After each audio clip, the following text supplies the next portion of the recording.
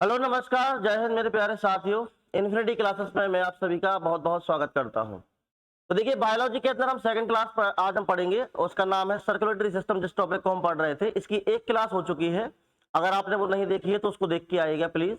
और circulatory system में हमने पिछली क्लास के अंदर क्या क्या देखा उसको जरा सा रिकैप करा देते हैं। तो हमने देखा कि सर्कुलेटरी सिस्टम या परिसंचरण तंत्र क्या है, हमारे शरीर के अंदर वो क्या काम करता है, किन किन माध्यमों से वो होता है और उसके प्रकार क्या है, और ब्लड किस किस तरीके से आपके पूरे शरीर के अंदर बहता है, इसका एक फ्लो डायग्राम मैंने आपको बताया था। अब उस फ्लो डायग्राम को अगर वो समझ में नहीं आया है तो वो अच्छे से तब समझ में आएगा जब हम आपको हार्ट बता देंगे, तो आप पूरा का पूरा उसका सिनेरियो समझ जाएंगे। तो आज की क्लास शुरू करते हैं। तो हेडिंग आप सभी की लगी है सर्कुलेटरी सिस्टम, और आज मैं आपको बताऊंगा कि ब्लड प्रेशर क्या होता है, या जो वाहिनियों के अंदर ब्लड बहता है वो किस तरीके से बहता है। तो देखिए, यहाँ पे डेफिनेशन लिखी है, और ये डेफिनेशन है कि वाहिनियों के अंदर जिस दाब के अंदर रक्त बहता है या जिस दाब में रक्त बहता है उसे हम बोलते हैं ब्लड प्रेशर। एक इंपॉर्टेंट टॉपिक है, पेपर के अंदर एक क्वेश्चन पूछ लेता है यहाँ से ब्लड प्रेशर से। तो इस दाब को हम क्या कहते हैं? रक्त दाब कहते हैं। लेकिन अब बात आती है कि हमारे पास तीन तीन वाहिनी हैं, यहाँ पे लिखा ना वाहिनी। तो हमारे पास ये तीन प्रकार की वाहिनियां हैं। एक हमारे पास कौन सी है? धमनी। एक हमारे पास है शिरा, और एक हमारे पास है क्या? केशिका। तो जो डॉक्टर नापते हैं वो कौन सा दाब नापते हैं, उस पर चर्चा अगर हम आपसे करें तो जो डॉक्टर नापते हैं वो नापते हैं कौन सा वाला दाब? वो नापते हैं धमनी वाला दाब। यहाँ पे मैंने एक धमनी बनाई है, और इस धमनी में देखो कि जो ये रेड कलर से मैंने यहाँ पे शो किया है, और ये है आपका ब्लड। कि मान लो इस धमनी के अंदर क्या बह रहा है? ब्लड बह रहा है। तो ये ब्लड क्या करेगा? इस वाहिनी, ये जो धमनी यहाँ पे बनाई है, इस धमनी की आंतरिक दीवारों के ऊपर एक बल लगाएगा। ठीक है, इसी बल को, इसी दाब को हम क्या कहते हैं? रक्त दाब। लेकिन ये किसका हम मानेंगे? ये हम मानेंगे धमनी के अंदर। शिरा का हम क्यों नहीं मानेंगे उसका कारण भी हम बताएंगे, क्योंकि शिरा के अंदर दाब होता है कम। शिरा के अंदर दाब कम होता है तो ये ज्यादा पंप, अगर हम ब्लड को पूरा भेजेंगे तो ये पूरे प्रॉपर तरीके से शरीर के अंदर नहीं भेज पाएंगे। इसीलिए धमनियों से ही पूरे शरीर में रक्त भेजा जाता है। शिराएं जो होती है वो रक्त को कैरी कर सकती है, लेकिन उतनी तेजी से भेज नहीं सकती वो। ठीक है, क्योंकि शिराओं के अंदर वॉल्व भी होती है, इनके अंदर वॉल्व नहीं होती है धमनियों के अंदर। अगर ये डिफरेंस नहीं पता है आपको तो आप लिख सकते हैं कि जो वॉल्व्स होती हैं, वॉल्व्स, ये वॉल्व सिर्फ और सिर्फ किसमें होती है? सिर्फ और सिर्फ होती है शिराओं के अंदर। धमनियों में वॉल्व नहीं पाई जाती। धमनियों में वॉल्व नहीं पाई जाती, क्योंकि धमनियों के अंदर ऑलरेडी क्या है? ब्लड का प्रेशर ज्यादा है, तो ब्लड के वापस आने की कोई वहां पर रोल ही नहीं है। देखो, अगर आपको बॉल्व नहीं पता है तो बॉल्व ऐसा समझ लो कि मान लो ब्लड यहां से यहां गया, समझ ना, जैसे ब्लड हम यहां से यहां भेज रहे हैं, तो जब ब्लड यहां से यहां जाएगा तो एक पॉसिबिलिटी ये बन सकती है कि ब्लड वापस भी तो आ सकता है अगर दाब कम हो गया बाई चांस। भाई, क्योंकि हार्ट के अंदर क्या हो जाते हैं? ब्लॉकेज हो जाते हैं, धमनियों के अंदर ब्लॉकेज होते हैं। कभी सुना होगा जिस व्यक्ति की कभी हार्ट सर्जरी हुई है, उससे पूछ रहा डॉक्टर, उसको बताता है कि आपके वॉल्व चौक हो गए। उसके क्या हो गए? वॉल्व चोक हो गए। तो वॉल्व चोक हो जाने से क्या हो जाता है कि ब्लड प्रॉपर तरीके से जा नहीं पाता है। तो क्या होता है कि इस एक सिनेरियो समझो कि मान लो ब्लड इस जगह से इस जगह पे जा रहा है, क्योंकि यहाँ पे प्रेशर ऑलरेडी क्या है? ज्यादा है। तो अगर कभी ऐसा हुआ कि मान लो यहाँ पे वाल्व प्रोवाइड करा दिए गए भगवान की तरफ से, तो अगर मान लो ये वाल्व ठीक समय पे नहीं खुले, या किसी प्रकार से आपके बॉडी के अंदर कुछ ना कुछ समस्या आ गई और ये वाल्व नहीं खुले, तो ये धमनी ही कहीं ना कहीं से फट जाएगी। फिर समझ गए बात को? या फिर बॉल देने की ये भी जरूरत इसलिए नहीं पड़ी क्योंकि इसका ब्लड प्रेशर ऑलरेडी क्या है? ज्यादा है। अगर ज्यादा है तो पानी के तो ब्लड के वापस आने की कोई संभावना नहीं है। तो सोचा होगा हमें बनाने वाले ने कि अगर प्रेशर ऑलरेडी क्या है? ज्यादा है, तो इसको लौटने की तो कोई संभावना ही नहीं है। लेकिन सिराओं के अंदर क्या होता है?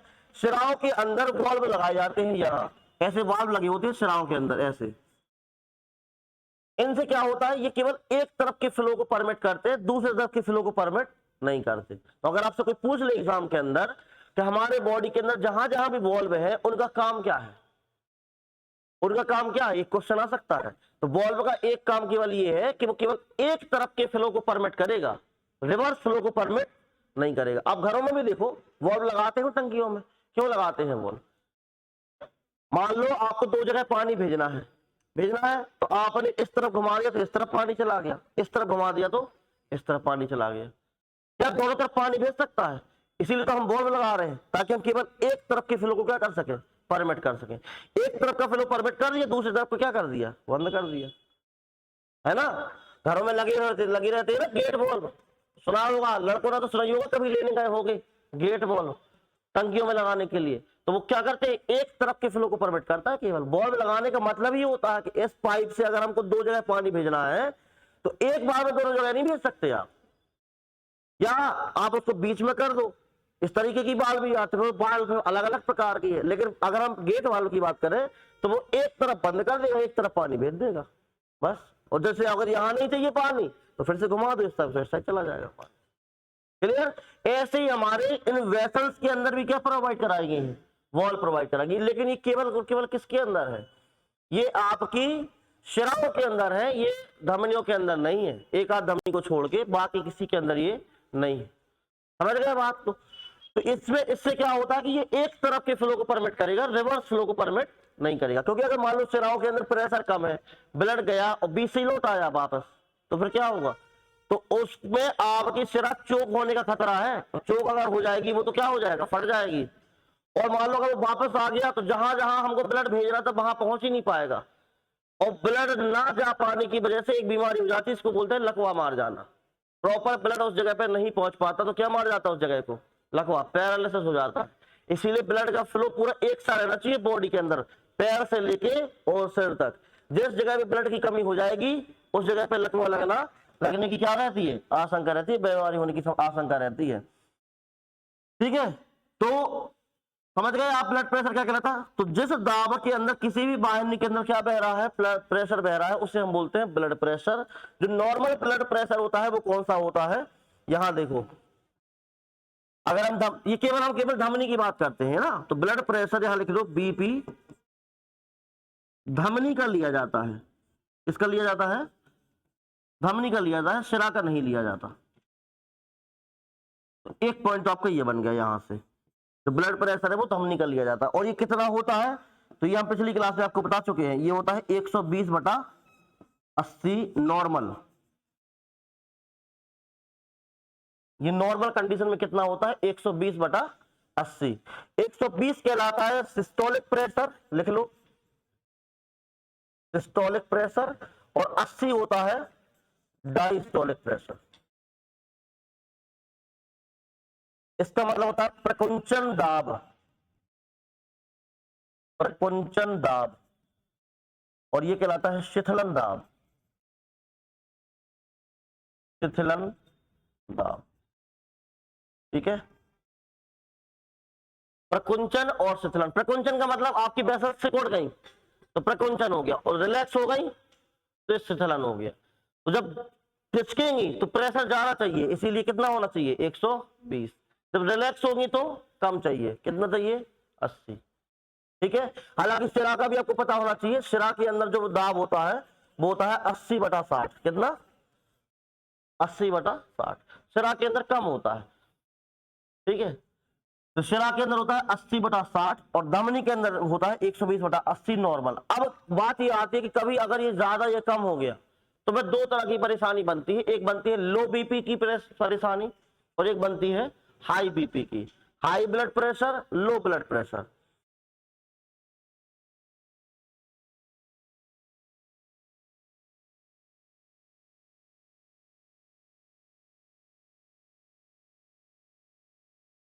इनमें से सबसे ज्यादा खतरनाक होता है high blood pressure. Low blood pressure के तो इलाज है, जैसे मान लो किसी का भी लो बीपी हो गया तो हल्के से चक्कर आ जाएंगे, है ना, बेहोश भी हो सकते हैं, तो कुछ नहीं, उठा दो, एक कॉफी पिला दो, स्ट्रॉन्ग, सही हो जाएगा। समोसा कचौड़ी इस तरीके की चीजें खवा दो तो वो लो बीपी कन्वर्ट हो जाता है नॉर्मल बीपी में। तो उसका तो ये है। लेकिन हाई बीपी में आपको मेडिसिन ही लेनी पड़ती है। अगर वो मेडिसिन उस वक्त आपके समय पे नहीं है तो आपका हार्ट फेल होने की भी समस्या हो सकती है, कि आपका हार्ट फेल हो जाए उस समय पे। तो हाई बीपी ज्यादा खतरनाक होता है लो बीपी से। ठीक है, लो बीपी में क्या होता है, ये जो 80 वाला है ये घट के 50 पे आ जाता है।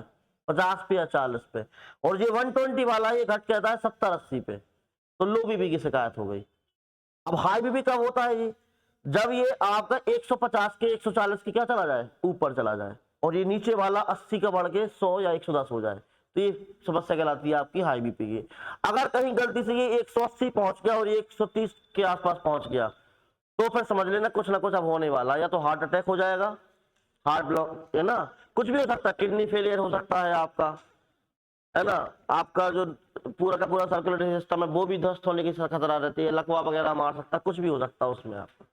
तो हाई बीपी समस्या, हाई बीपी से बचना है, किसी प्रकार की कोई स्ट्रेस नहीं लेनी है, ये स्ट्रेस से होता है ज्यादातर, ठीक है, खाने पीने से उतना नहीं होता है, लेकिन अगर आप कंटिन्यू खाना पीना जो कर रखते हैं वो आपका एक प्रकार का चाय जैसा है ना, मतलब आप ज्यादातर दिन में तेल चिकनाई का खाते हैं, पूड़ी पराठे ज्यादा खाते हैं, तो कोलेस्ट्रॉल बढ़ता है, और वो कोलेस्ट्रॉल कहाँ इकट्ठा हो जाता है, आपकी इन वाहिनियों की आंतरिक दीवारों पे। समझ गए बात को, कोलेस्ट्रॉल कहाँ इकट्ठा हो जाता है, यहाँ। तो जब यहाँ इकट्ठा हो जाएगा कोलेस्ट्रॉल, तो आप बताओ कि इसका डायमीटर क्या हो जाएगा, कम नहीं हो जाएगा, हो जाएगा। डायमीटर कम हो जाएगा तो ब्लड को बहने में समस्या आएगी, तो क्या कहेगा ब्लड फिर इसकी दीवारों पे और दाब डालेगा, और दाब डालेगा, तो फिर समस्या बनेगी किसकी, हाई बीपी की। और हाई बीपी ही क्या है, खतरनाक है, समझ गए, हाई बीपी बहुत खतरनाक होता है। अगली स्लाइड में लिख लो आप क्या, ब्लड प्रेशर आपके प्रकार, तो आप उसमें लिखोगे हाई बीपी। नॉर्मल भाषा में से हाई बीपी बोलते हैं, लेकिन एक्चुअली में इसका नाम क्या है, हाइपर टेंशन। और इसमें जो दाब हो जाता है ये आपका 150, और नीचे वाला हो जाता है आपका 100 या 110 लिख लो। इससे ऊपर अगर आपका है ब्लड प्रेशर, तो ये किस में कहलाएगा, आपका हाइपरटेंशन में कहलाएगा, उच्च रक्तचाप बोलते हैं इसे। फिर होता है लो बीपी, इसे बोलते हैं हाइपोटेंशन। तो हाइपोटेंशन में आपका जो 120 है वो घट के हो जाएगा 90, ठीक है, और जो 80 वाला ही घट के हो जाएगा आपका 60। समझ गए, इससे कम अगर है तो वो कहलाएगा आपका क्या, लो बीपी। इससे कम जाएगा तो ये कहलाएगा लो बीपी। तो इसका इलाज क्या है, इसका इलाज कुछ नहीं है, कॉफी चाय वगैरह ये सब पी सकते हुआ, लेकिन इसके लिए आपको क्या लेना पड़ेगा, मेडिसिन लेना पड़ेगा, आप मेडिसिन रिक्वायर्ड लिख लो। ऊपर वाले के अंदर आपको क्या चाहिए है, मेडिसिन चाहिए, बिना मेडिसिन की ये कम नहीं होगा, ठीक। लो बीपी में तो कोई समस्या नहीं है, अगर आप जेब में चॉकलेट डाल के भी चलते हो, कैडबरी डेयरी मिल्क खा लो, सही हो जाएगा, ठीक है।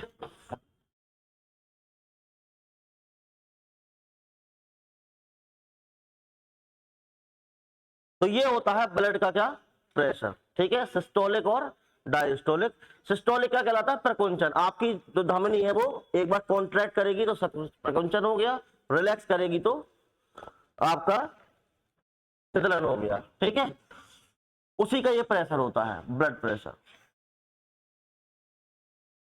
चलिए अब हमको पढ़ना है हार्ट, क्या पढ़ना है हमको, अब हमको पढ़ना है हार्ट। तो हार्ट के अंदर हम हेडिंग लगा लो आप हार्ट, क्योंकि अब हमको हार्ट ही पढ़ना है, जिसको हम बोलते हैं हृदय। अब अगर हार्ट ना हो तो ये सब चीजें हो ही ना पाए, समझ रहे। तो हार्ट के लिए आपको दो तीन बातें देखना है, कि जो हार्ट है हृदय के अंदर, हृदय में कोष्ठक पाए जाते हैं, क्या पाए जाते हैं, कोष्ठक पाए जाते हैं,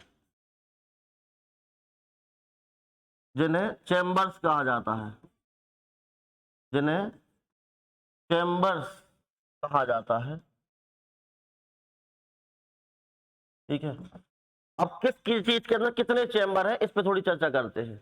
तो जैसे अगर हम बात करें मछली के अंदर, मछली के अंदर, तो मछली का हार्ट कुछ इस तरीके का होता है, ऊपर हो जाता है आलन और नीचे हो जाता है निलय। तो मछली के अंदर कितना चैम्बर होते हैं, दो चैम्बर। ए मतलब, ए का मतलब एक बार लिखा दे रहे हैं हम यहाँ, एट्रियम या ऑरिकल, या हिंदी में से बोलते हैं क्या, अलिंद। अब जब भी हम ए लिखेंगे तो इसका मतलब ये होगा, ठीक है, शॉर्ट में लिखेंगे हम, बार बार अलिंद नहीं लिखेंगे। वी का मतलब होता है वेंट्रिकल, इसे बोला जाता है निलय। ऑरिकल होता है ऊपर, क्योंकि हमने ऊपर बनाया है तो ये होता है ऊपरी हिस्सा, और निलय होता है निचला हिस्सा। अगर आपका हार्ट कुछ इस तरीके का है तो ये ऊपरी हिस्सा कहलाएगा अलन, नीचे वाला कहलाएगा क्या, निलय। ठीक, तो मछली के अंदर कितने चैम्बर होते हैं, 2। आगे बढ़ेंगे तो अब आगे लिखो आप उभयचर, उभयचर और सरीसृप। सरीसृप कौन कहलाते हैं, जो रेंग कर चलते हैं। उभयचर मतलब जो पानी और स्थल दोनों में रह सकते हैं, उभयचर।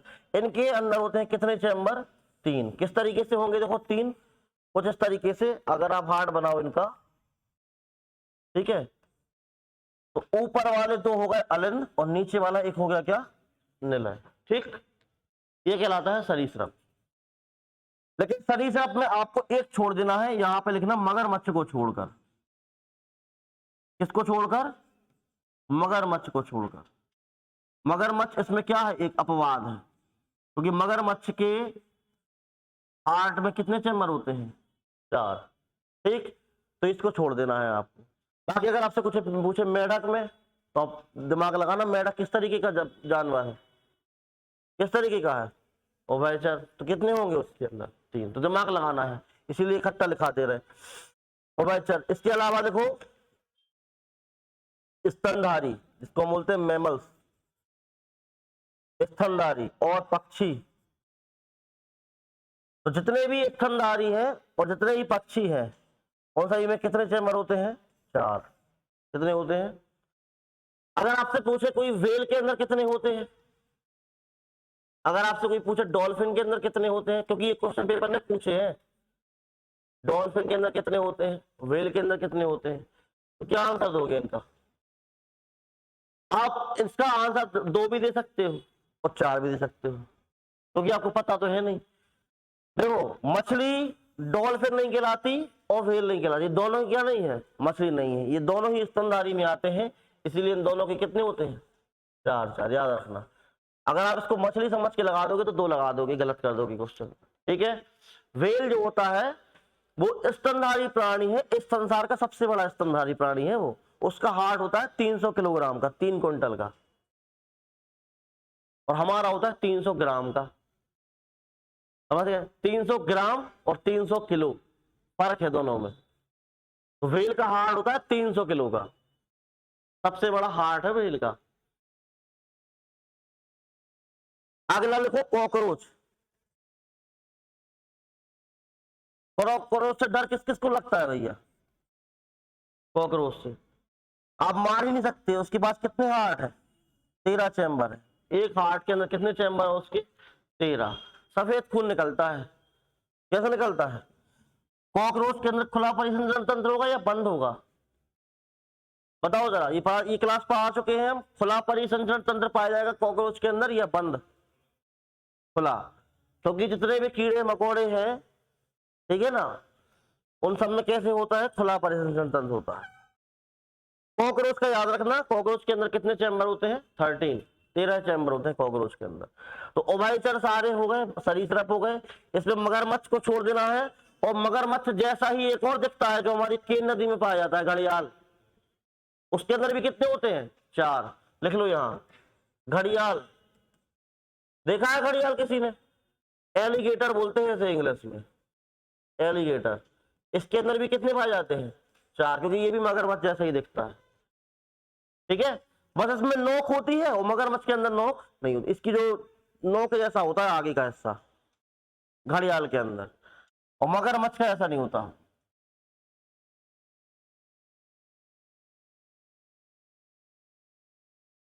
मगरमच्छ को हमने जू में देखा था ग्वालियर के अंदर, ऐसा लगता है जैसे मरे डले हो, और जैसे ही पास जाओगे तुरंत हरकत करने लगेंगे वो। बाकी आपको ऐसा लगेगा जैसे मरे डले हो, ना तो आंख ब्लिंक करता है, कुछ नहीं, ऐसा लगेगा जैसे पत्थर रखा है, कोई पत्थर डला है और मरा हुआ है।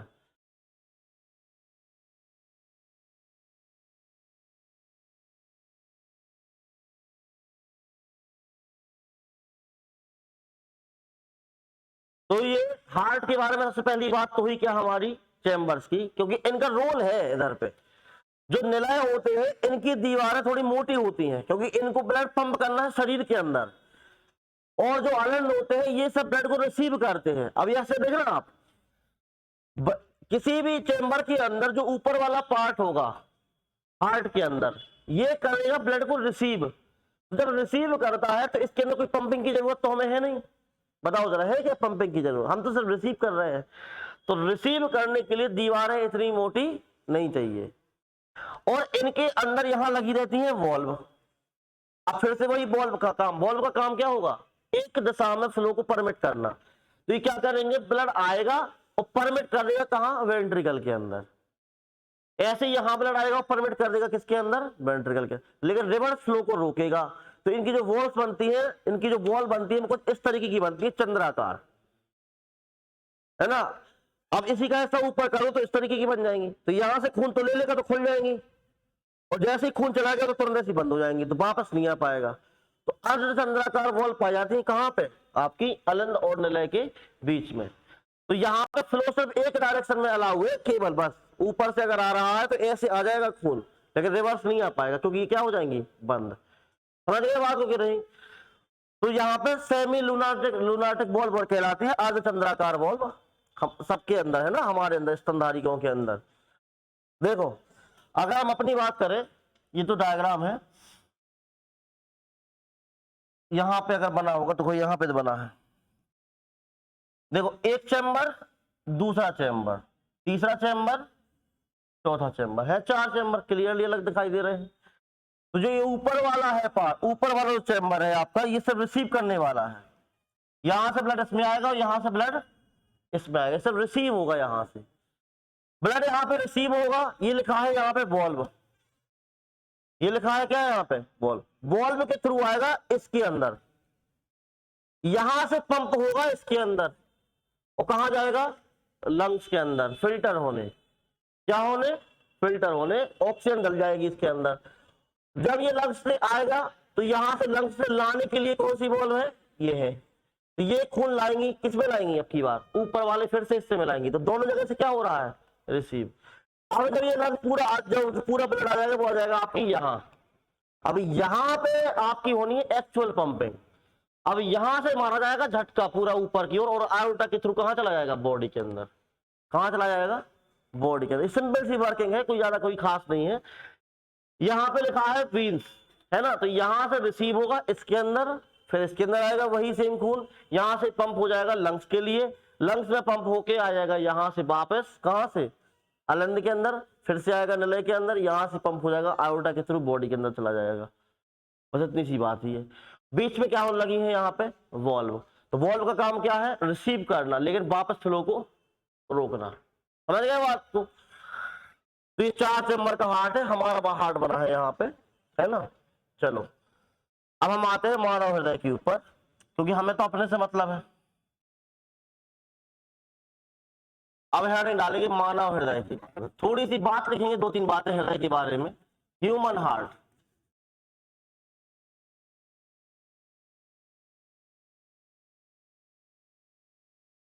अब जो फ्लो डायग्राम मैंने आपको बताया था वो याद रखना। हार्ट से कहा जाता है? पहले महाधमनी में, महाधमनी से छोटी धमनी में, धमनी से धमनिकाओं में, फिर केशिकाओं में, फिर वहां से जो शिरा की बहुत छोटी होती है, क्या बोलते हैं उन्हें? वेन्यूल्स। शिराओं की और छोटी वेन्यूल्स, फिर शिराओं में, फिर महाशिरा में, और फिर जाके फिर वापस में हार्ट में। तो वो याद रखना, वो यहां से आपको अच्छे से समझ आ जाएगा। देखो यहां से बना भी है ये, ठीक है, ये पूरा डायग्राम बना है, ये है बीच में शिराएं जहां बॉडी बनी है। तो अगर हम हृदय की बात करें तो ये किससे बना है हृदय?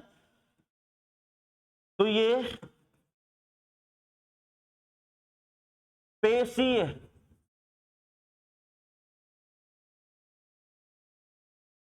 अंग है। क्या है ये? एक पेशीय अंग है, और इसके अंदर जो मसल्स होती है, किस मसल से ये बना होता है? तो आप बोलेंगे सर कार्डियक मसल से। कौन सी मसल्स? कार्डियक मसल से बना होता है, ठीक है। अगर हम एक सामान्य हृदय की बात करते हैं तो इसका वजन होता है कितना? 300 ग्राम। लेकिन अगर जब हम बच्चे होते हैं, ठीक है, वजन जो होता है वो किसका होता है 300 ग्राम, लेकिन किन के अंदर, वयस्कों के अंदर। लेकिन अगर नवजात शिशु है तो कितना होगा, तो कम कर दो, कितना कर दो 25 ग्राम।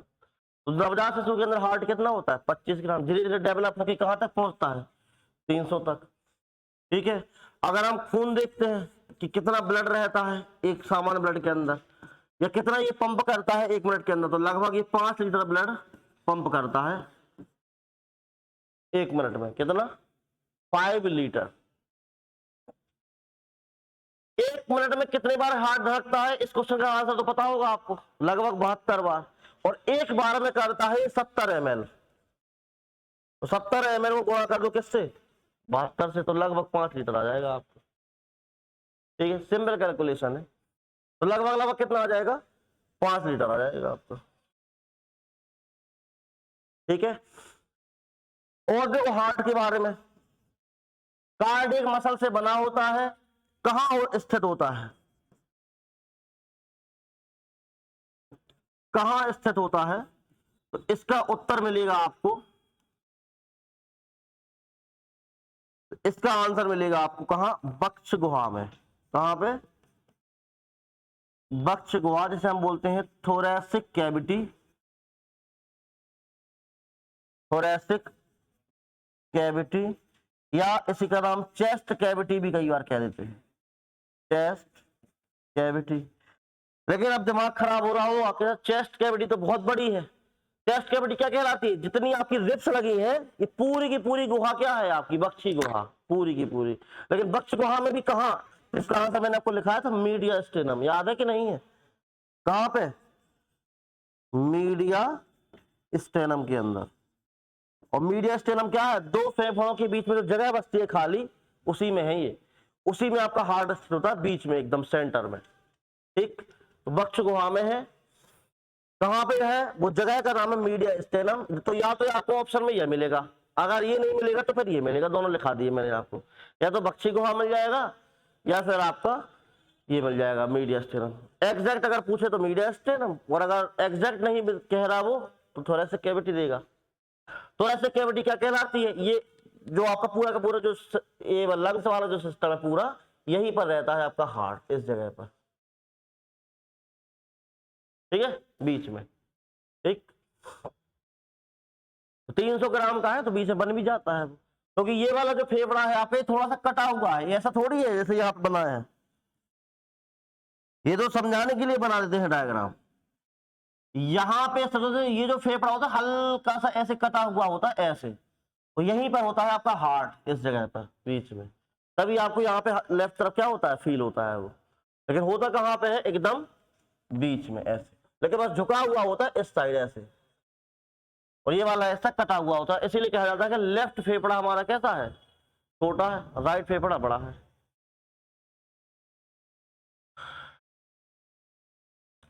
ठीक है, तो कहाँ स्थित है, इसका जगह आपको लिख लिया आपने, ये जगह।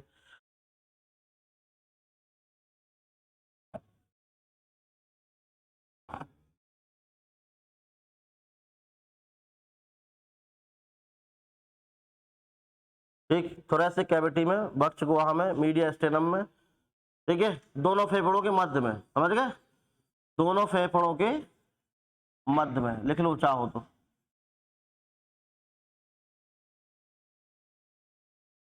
ठीक, दोनों फेफड़ों के मध्य में। आगे बढ़ते हैं, स्थित देख लिया आपने कहाँ है। अगली बात लिखो इसके अंदर, तो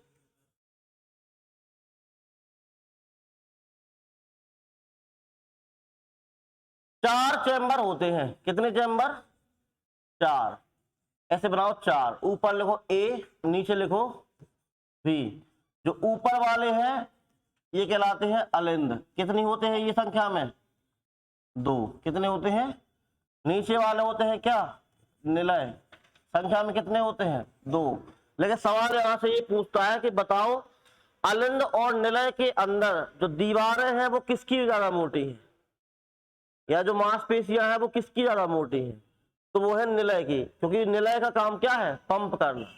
ठीक है, तो यहां से पॉइंट ये बनेगा, तो यहां पे लिखना निलय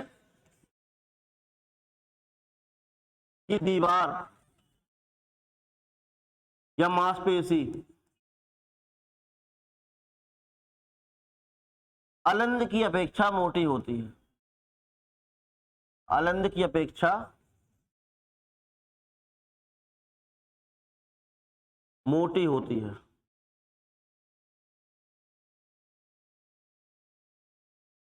और अगर आपसे और डीप में पूछ ले कि कौन से निलय की, तो बता देना भाई लेफ्ट निलय, जो लेफ्ट वेंट्रिकल है, लेफ्ट वेंट्रिकल, या इसको हम बोलते हैं बायां निलय, बायां निलय, ये सबसे अधिक मोटा है।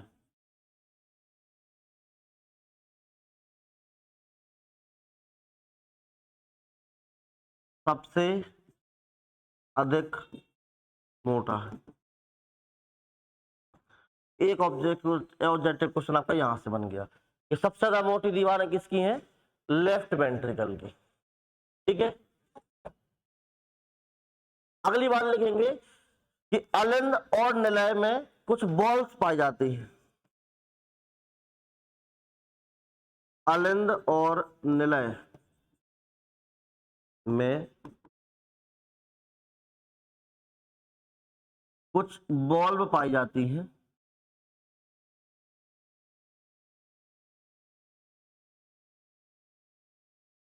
कौन कौन सी बॉल्ब है जरा देखो। एक होती है ट्राइकस्पिड बॉल्ब,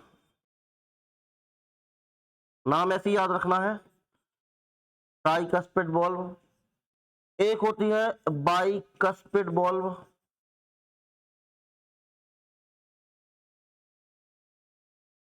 एक होती है सेमी लूनर बॉल्ब, या से हम पल्मोनरी बॉल्ब भी कहते हैं, पल्मोनरी बॉल्ब। और चौथी कहां लिख दे, तीन यहां लिख गई, चौथी बन जाएगी क्या यहां। चौथी होती है आयोर्टिक बॉल्ब। ये चार बॉल्ब होते हैं, लिखो जल्दी से फटाफट। Tricuspid bulb, bicuspid bulb, semi lunar bulb या पल्मोनरी बॉल्ब, और चौथी होती है आयोर्टिक बॉल्ब। अब आयोर्टिक बॉल्ब पाई जाती है कहां, आयोर्टा के अंदर, तो सिंपल याद हो जाएगा करना। बाकी देखो पल्मोनरी बॉल्ब कहां पाई जाती है, ये पाई जाती है शिरा के अंदर, जो आपकी लंग्स तक जाती है। महाशिरा नहीं, पल्मोनरी का मतलब पल्मोनरी आर्टरी के अंदर, ठीक है ना, पल्मोनरी आर्टरी के अंदर जो आपका इम्प्योर खून ले जाएगी। बाइकस्पिड बॉल्ब होती है आपकी अलिंद और निलय के बीच में,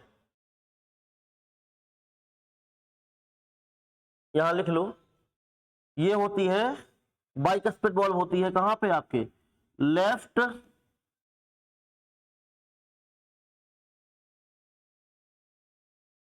लेफ्ट एट्रियम और लेफ्ट वेंट्रिकल के बीच में, LALV करके लिख लो। ठीक है, और ट्राइकस्पिड बॉल्ब होती है आपके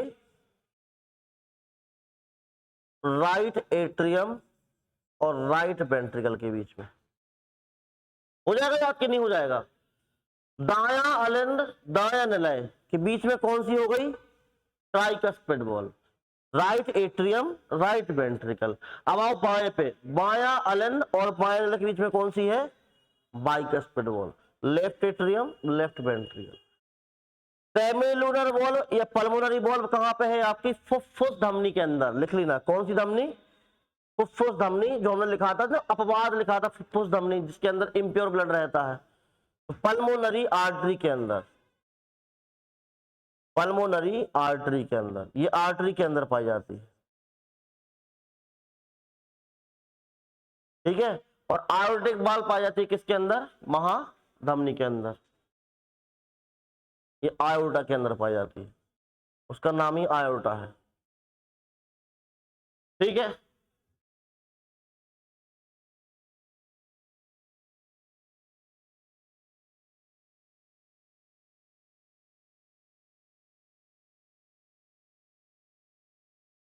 तो अब हम इसकी वर्किंग पढ़ेंगे कब? अगली क्लास के अंदर। वर्किंग अभी नहीं हो पाएगी क्योंकि अभी काफी बचा है इसके अंदर। यहां तक अच्छे से याद कर लेना, आप लोग अच्छे से लिख लेना, ठीक है। बॉल अच्छे से याद कर लेना, ये 4 प्रकार की बॉल होती है। यहां से पेपर में क्वेश्चन डायरेक्ट पूछता है फलानी चीज के अंदर कौन सी बॉल पाई जाती है, फलानी चीज के अंदर कौन सी बॉल पाई जाती है, तो पता होना चाहिए आपको। अभी हम डायग्राम बनाएंगे तो उसके अंदर ही बना देंगे ये वाली बॉल सारी हम, ठीक है, उसके अंदर ही बना देंगे हम, ठीक है। तो आज के लिए इतना ही, अब मिलते हैं आपसे अगली क्लास में। अपना ख्याल रखिएगा भाई, जय हिंद।